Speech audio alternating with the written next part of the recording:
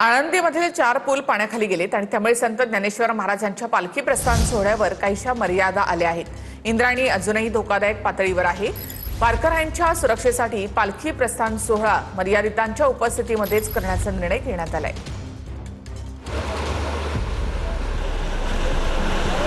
आळंदीत आज पावसाचा जोर कमी झाला असला तरी इंद्रायणी नदीची पाणी पातळी अजूनही धोका पातळीवर आहे।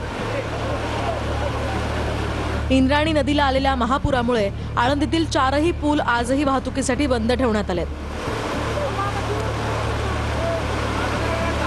पुलावरून वाहतूक बंद असल्यामुळे शहरातील वाहतूक पूर्णपणे ठप्प झाल्याचं चित्र पाहायला मिळतंय।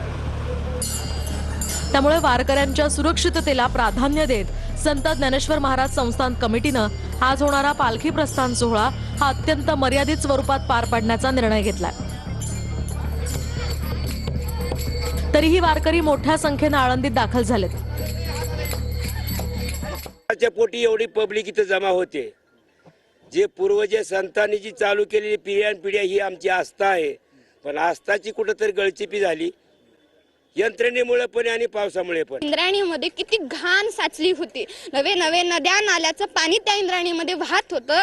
इंद्रायणीने मनावर घेतलं की आपली घाण आपण स्वच्छ केली पाहिजे आणि मला तिचं एक कौतुक वाटतं। गेले 4 दिवस झालं ती वाहत होती, पण उद्यावर प्रस्थान आलाय आणि आज ती कमी झाली। तुम्ही पाहू शकता निसर्गाला कुणी हात लावू शकत नाही।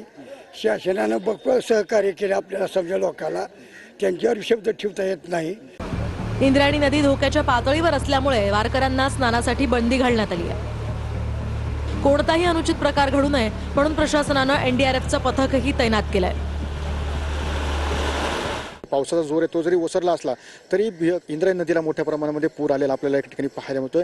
या परिसरामध्ये असलेले जे 4 पूल आहेत ते अजूनही वाहतुकीसाठी सध्या बंद ठेवलेले पाहायला मिळतं, कारण की याच पुलांचं स्ट्रक्चर ऑडिट करण्यात येणार आहे। जो पाण्याचा प्रवाह आहे तो सुद्धा मोठ्या प्रमाणामध्ये एकंदरीत पाहायला मिळतोय। एनडीआरएफची टीम आहे ती या ठिकाणी दाखल झालेली पाहायला मिळतोय। किंवा अभिजित मी सुनील टीव्हीएन मराठी, आळंदी, पुणे।